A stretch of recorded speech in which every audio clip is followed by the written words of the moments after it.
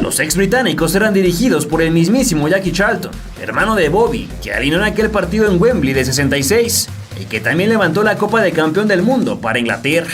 Su equipo tal vez andaba muy confiado luego de vencer a Italia, considerando que Charlton les dio 3 días libres, sin algún tipo de entrenamiento. El director técnico se burló de un periodista, diciéndole que iba a ser más fácil para ellos jugar, pues tenían 3 puntos a favor y México 0. Llegó así el viernes 24 de junio, el día pactado para el encuentro de México contra Irlanda. Los del Águila y el Nopal repetían uniforme, mientras que los isleños jugarían todo de blanco. Jorgito Campos también se cambió de diseño, portando uno igual de estrafalario, pero diferente en colores y formas. Para el recuerdo quedará la imagen de Steve Staunton portando una gorra en los himnos, desesperado por el sol americano. Mejía Barón sacó de la alineación a Valdés, Hugo, Ramírez y Gutiérrez, dándole cabida a Jorge Rodríguez, a Alberto García Aspe, que volvía de la sanción, Marcelino Bernal y Carlos Hermosillo, además de enrocar en varias posiciones. El árbitro ahora era de nacionalidad suiza y se llamaba Kurt Roethlisberger, quien venía de cumplir una buena participación en el Bulgaria contra Nigeria. En punto de las 12:30, calurosas horas del día, los irlandeses dieron el saque inicial.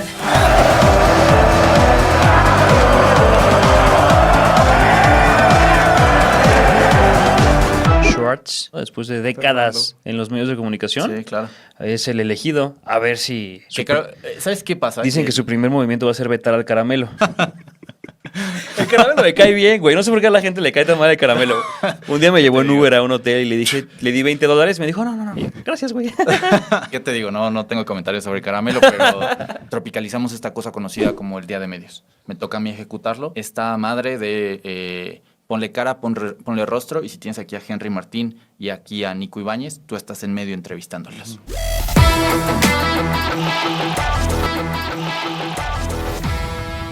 Luego se hizo presente Rodríguez, extremo por derecha en Toluca, habilitado como lateral por su técnico nacional. Del Olmo estaba del otro lado, y la primera que tuvo la tocó así. Sague inició su partido mordiendo el polvo, y Ambriz embistiendo en el medio campo.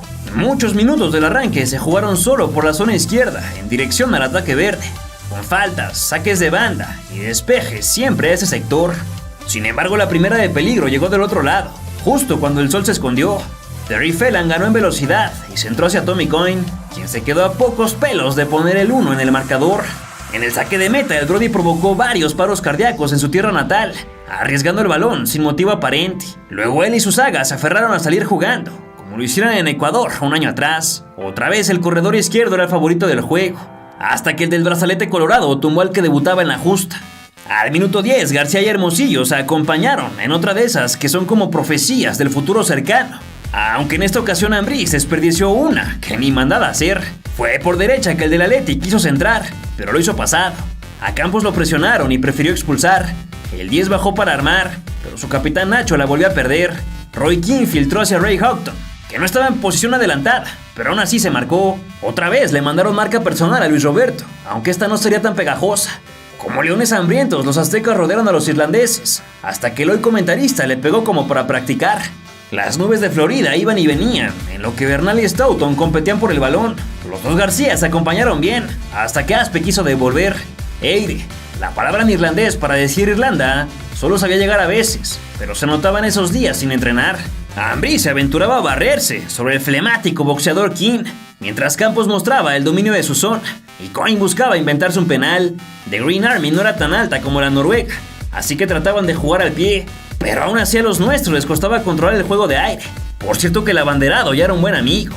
Dennis Irwin le hizo mucho al payaso para hacer el saque de manos y en corto lo amonestaron. King tomó su revancha personal, Houghton buscaba pelea, Hermosillo casi consigue ganar en la barrida. Los amagues de Sague sí que lograron un córner, del que ya nada salió, y el Beto salvó una de inminente peligro, para llegar a la media de juego con nada para nadie. En la carrera Alves levantó el codo de más, pidiendo disculpas en un inglés telepático.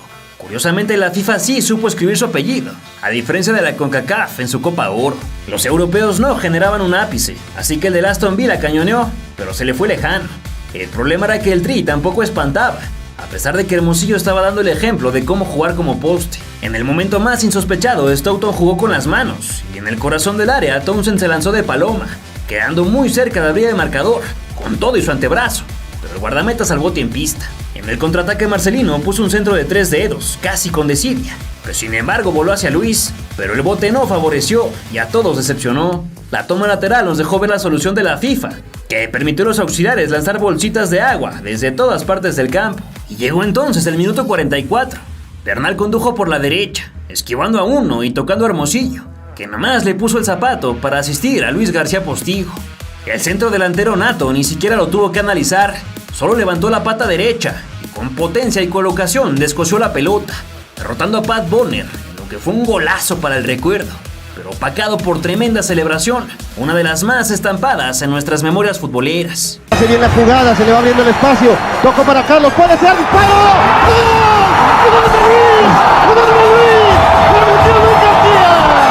enorme pared del equipo mexicano que se concreta ahí con el toque, Hermosillo, Luis, ¡gol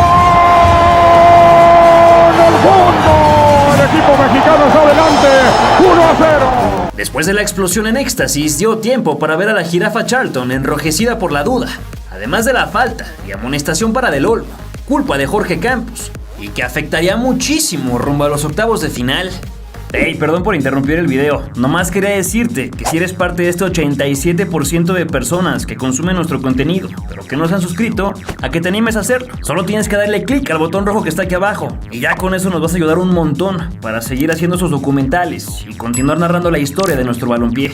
A la vuelta del vestidor quedó filmado este hombre de la gorra amarilla, desesperado porque los jugadores no salían a la cancha, haciendo esperar a los aficionados presentes, con todo y sus nuevísimas camisetas. Irlanda saltó al campo para la tranquilidad de nuestro ansioso camarada, amarrado a 200 cables que no lo dejaban ni moverse. Seguro entró a gritarle a los mexicanos, pues Hermosillo, García Aspe y Ramírez Perales le dijeron que le bajara los decibeles. Ya con su trabajo cumplido se relajó y nada más observó la entrada del resto de la oncena verde.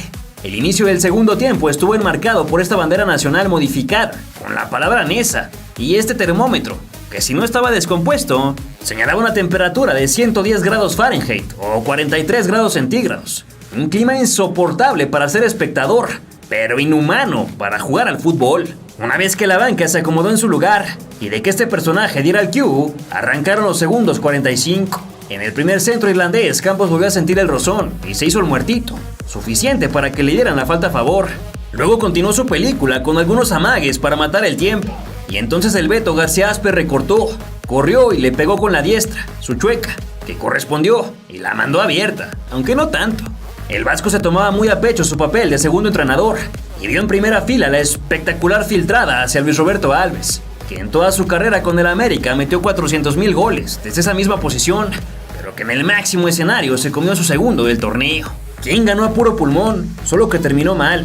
Irwin dio un codazo y luego dijo que se lo habían metido a él. El zurdo 8 bailó un jarabe tapatío sin consecuencias. El de Acapulco se le dio a cortar hasta el borde. Los de la UEFA ya andaban con el cerebro vacío. Y cuando el uno mexicano se tardó en despejar, lo pintaron de amarillo. Por fortuna no se desconcentró. En el momento en el que John Sheridan entró solo al área, lo amagó con salir a checar, confundiendo al rival que le regaló la pelota. Es por estas cosas que se recuerda con tanto cariño a Jorge Campos, con esas sutilezas que lo hacían destacarse por sobre sus contemporáneos. Aunque los constantes riesgos que tomaba a veces se convertían en verdaderos problemas. Eire se adueñó de la bola, pero no se les prendía el foco para hacer daño. Además de que nuestra zona baja estaba mucho más empacada que en el partido anterior. Misael Espinosa ya calentaba cuando Luis García fauleó a King, que le soltó un par de jabs a la distancia. Mejía Barón charlaba con Luis Miguel Salvador, vestido con camisón institucional. King le pegó espantoso y se enojó con sus compañeros, que no le hablaron. Unos segundos después de cruzar la barrera del 65, el Tri merodeaba la geometría irlandesa. García Aspe bailoteó por segunda vez, pero ahora trazó a su tocayo de apellido, quien la hizo botar, y en el aire le estampó el empeine, casi que copiándose a sí mismo respecto al primer gol. Segundo golazo para el ex de los Pumas, que escribía su nombre en los libros, consiguiendo el tercer doblete de un jugador mexicano en mundiales. Antes de él lo lograron el Chaquetas Rosas en Uruguay en 1930 y el Cabo Valdivia en 1970. Vinieron los cambios irlandeses buscando emparejar la batalla, pero la nota la dio el veteranazo John Aldrich, que explotó contra el comisario de la FIFA, Mustafa Fahmy, quien metió su cucharota en la sustitución, y a pesar de que Cohen ya se había ido a sentar, no le dieron entrada a Aldrich. Después de lanzar estos bonitos insultos en inglés, el delantero entró a la cancha sin dejar de amenazar con la mirada al de la cachucha amarilla, igual que su técnico. Ambos se ganaron multas económicas y Charlton no pudo estar en la banca en su partido contra Noruega. Ya enfurecidos, Phelan se le fue con todos los tachos de frente al muslo de Luis en una jugada que era de roja directa, pero al suizo le dio frío entre tanto calor y nomás sacó la preventiva. García dio a conocer el código postal de Ciudad Satélite y con una mirada socarrona nos regaló una de las mejores imágenes de un futbolista mexicano en la máxima justa, burlándose de su agresor con la seña de su par de goles. Un crack que no le dejó de hablar al defensor. Luis García le recordaba a Terry Phelan que los 2 goles los marcó México, que la pelota entró 2 veces sobre el arco de Paqui Bonner. México se animó con los soles de la tribuna y trianguló hasta que el agrandado número 10 hizo otra de esas que se aprenden jugando en la calle. Lástima que su disparo salió a las manos. Mejía Barón hablaba solo, observando cómo Hermosillo le mandó diagonal a Luis, quien ya estaba en las nubes, intentando una de genio, pero se quedó en la idea. Del Olmo respondió con una jugada defensiva que celebró con merecimiento. Las cámaras gringas captaron la basura generada por el refresco, y Paul McGrath siguió con la contaminación. Irwin se acomodó hacia la zurda e intentó de lejos, en la primera blanca en largo rato. El calor era absolutamente intolerable, así que el dentista mandó un par de cambios a 10 del final. Entraban Salvador y Gutiérrez, en lugar de Hermosillo y del Olmo. Ausencias que de inmediato se hicieron sentir. Townsend se caló a 30 metros, sin suerte. En la respuesta Marcelino trazó el espacio de Sague, que de derecha falló la tercera más clara que tuvo en 180 minutos, y él lo sabía. Memo Vázquez Padre también, enviando indicaciones con todo y esa radio zumbándole las orejas. El gol de Irlanda estuvo muy bien fabricado. El loco de Aldrich se dio a la derecha y se fue a colocar en el centro para recibir el adecuado pase de Jason McAteer y cabecear con gran calidad. 2-1 se pintaba en el electrónico, tensando los huesos mexicanos que tenían que cuidar este importantísimo resultado. Townsend le pegó con la última fe que tenía en la pierna, poniendo a trabajar a Campos, que escupió hacia un lado. Fue la única de verdadero peligro, pues los 2 balones parados que generó el contrincante fueron desperdiciados. México conseguía apenas su 7ª victoria en los campeonatos del mundo, demostrando que había con qué competir, aunque con algunas falencias que se hicieron evidentes cuando menos se les estaba exigiendo. También era apenas la 2ª vez que ganamos en mundiales fuera de nuestro territorio, después de aquel histórico 3-1 sobre Checoslovaquia en 1962. El primer lugar del pelotón era un hecho consumado, además de que los otros 3 estaban empatados en todo, y nadie tenía más goles que nosotros. El camino estaba aceitado rumbo a la siguiente ronda. Hoy ha habido un buen partido por parte de México, lo enfrentó bien, como decía Alberto Guerra.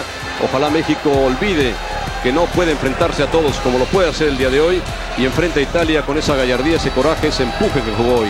Hoy Miguel Mejía Barón acertó bien en la alineación, jugó perfectamente bien y logró que el equipo mexicano, a través de Luis García, que jugó muy bien, de Hermosillo, de Sague, de Del Olmo, de Ambriz, de García Aspe, de Bernal, de Campos y compañía, hicieran un buen partido y terminaran ganando por 2-1, apretando al final el equipo irlandés.